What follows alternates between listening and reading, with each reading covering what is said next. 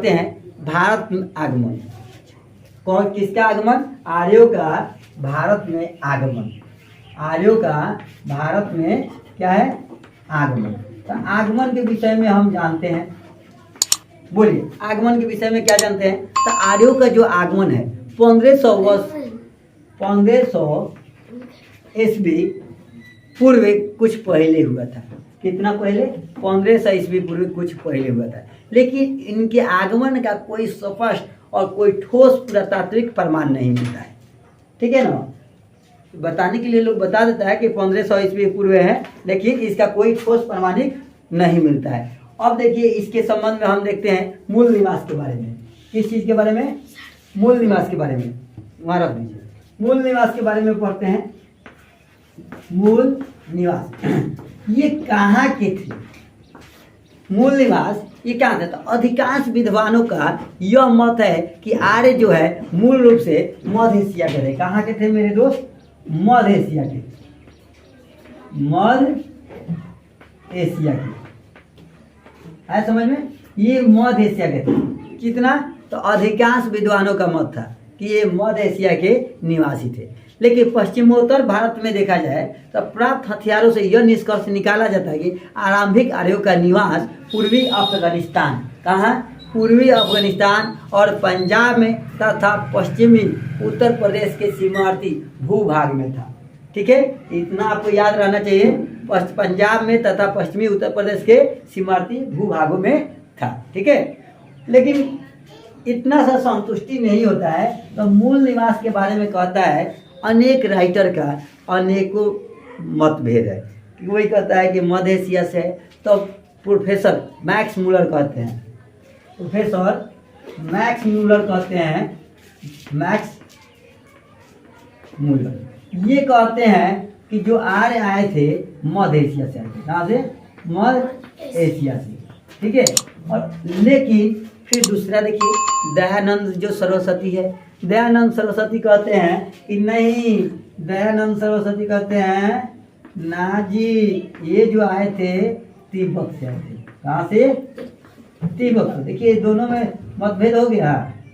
ये कह रहे थे मैक्स मूलर कि मध्य एशिया से, दयानंद करे नहीं तिब्बत से आए थे। प्रोफेसर पेनिका कह रहे थे जर्मनी के मैदानी भाग से आए थे। प्रोफेसर कौन? पेनिका। प्रोफेसर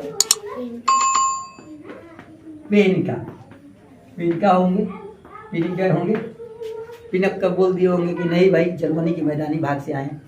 डॉक्टर अविनाश चंद्र दास बोल रहे हैं, डॉक्टर अविनाश चंद्र दास बोल रहे हैं कि ये सब सैंधव प्रदेश से आए थे। सब सैंधव प्रदेश से ये कौन आए थे? आर्य आए थे। कौन? आर्य आए थे, सब सैंधव प्रदेश से। तो ये मूल निवास के बारे में विभिन्न विद्वानों का विभिन्न मत है। ठीक है, अब हम चलते हैं समाज के बारे में। उस समय के समाज के बारे में चलते हैं। है कि इस समय सबसे प्रिय पशु जो थी गाय थी। क्या थी? गाय थी। गाय को सबसे प्रिय पशु मानी जाती थी, जो समृद्धि के संकेत थी। कहने का मतलब जिसके पास जितना गाय है वह उतना ही धनी है। जैसे आज हम लोग क्या कहते हैं, जिसके पास ज़्यादा गाड़ी है, पैसा है, वह धनिक है। लेकिन पहले धनिक और गरीब का रेखा देखा जाता था, तो जिसके पास जितना गाय होती थी उसके आधार पर लगाया जाता था। यदि इसके पास 10 है तो ये ज़्यादा धनिक है, जिसके पास 5 है तो ये कम है, जिसके पास नहीं है तो वो गरीब है। ठीक है, तो उस समय समृद्धि का संकेत क्या था? गाय थी। गाय की हत्या करने पर मृत्यु दंड दिया जाता था। देखिए वैदिक काल में ही गाय की हत्या करने पर मृत्यु दंड दिया जाता था। राजा का मुख्य कार्य गाय की खोज करना होता था। जो राजा थे, अगर किसी का गाय भाग गया, ठीक है, तो उसका राजा का काम रहेगा गाय की खोज करना। गाय की खोज करके उसको एक कार्यशाला में रखना, जहाँ पे गौशाला में रखकर उसको खाना पीना खिलाना या किसी को सौंप देना। तो राजा का मुख्य कार्य था गाय की खोज करना। अर्थव्यवस्था का मुख्य आधार इस समय कृषि था। यानी गाय खोज दिया गया तो कृषि होगा, तब ना ये खाना वाना खाएगा भाई, कृषि से। तो अर्थव्यवस्था का मुख्य आधार कृषि था। वैदिक समाज जो था ग्रामीण सभ्यता थी। कैसा सभ्यता था? ये ग्रामीण सभ्यता थी। ठीक है, ग्रामीण ग्रामीण सभ्यता थी। वैदिक सभ्यता एक ग्रामीण सभ्यता थी। उसके बाद में ऋग्वेद के 7वें मंडल में 10 राजयुद्ध की चर्चा है, जो आर्य तथा अनार्यों के बीच हुआ। तो जो अनार्य रहते थे वो क्या हुआ कि 10 राजाओं का एक समूह था। 10 राजाओं के समूह से आर्यों का क्या हुआ, एक युद्ध हुआ जिसमें आर्य विजयी हुए। क्या हुए, आर्य विजयी हुए।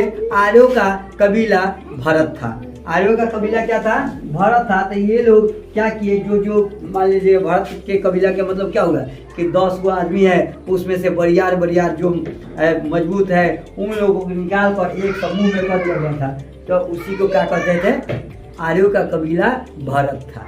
इस कारण जाति का निर्धारण क्या होता था, निर्धारण कर्म के आधार पर होता था। इस समय वैदिक काल में जाति का निर्धारण कर्म के आधार पर होता था, और किंतु उत्तर वैदिक काल में जाति का निर्धारण वंश के आधार पर होने लगा।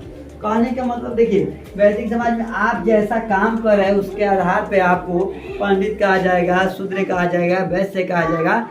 लेकिन उत्तर वैदिक काल में जाते जाते क्या हुआ कि ये वंश के आधार पर हो गया कि आप अगर ये पंडित का लड़का है तो पंडित, यादव का लड़का है तो यादव, SC ST का लड़का है तो SC ST का लड़का कहलाएंगे। ठीक है, तो ये क्या हो गया, वंश के आधार पर। उत्तर वैदिक काल में ही लोहे की खोज हो गई थी। उत्तर वैदिक काल में किस चीज़ की खोज हो गई थी, लोहे की खोज हो गई थी।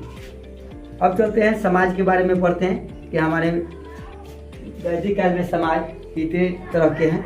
हम यहाँ ऐसे बना लेते हैं। ठीक है, सबसे ऊपर कौन रहता है, भगवान रहते हैं। आर्य ने क्या कहा था कि सबसे ऊपर भगवान रहते हैं, जो संस्कृत की भाषा बोलते हैं। ठीक है, उसके बाद में देखिए दूसरे नंबर पर कौन होंगे, तो भैया ब्राह्मण होंगे।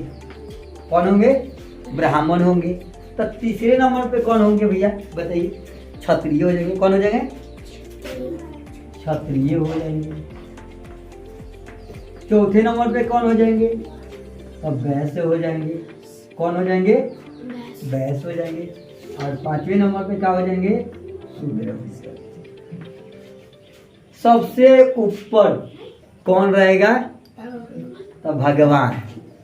उनको श्रेष्ठता दिया गया है कि हमारे देश में सबसे ऊपर भगवान है। भगवान के बाद में जो है ब्राह्मण है। कौन है, ब्राह्मण है। उसके बाद में कौन है, क्षत्रिय है। और क्षत्रिय के बाद में कौन है, वैश्य है। और वैश्य के बाद में कौन है, शूद्र है। तो इन चीज़ों के बारे में मैं आगे आपको वीडियो में डिफाइन करूँगा। ठीक है, शूद्र, वैश्य, क्षत्रिय, ब्राह्मण और गौड़, इन लोगों का काम क्या रहता है सबका। तो बताइए, शूद्र का काम क्या कर रहता है, दूसरों के यहाँ नौकरी करना।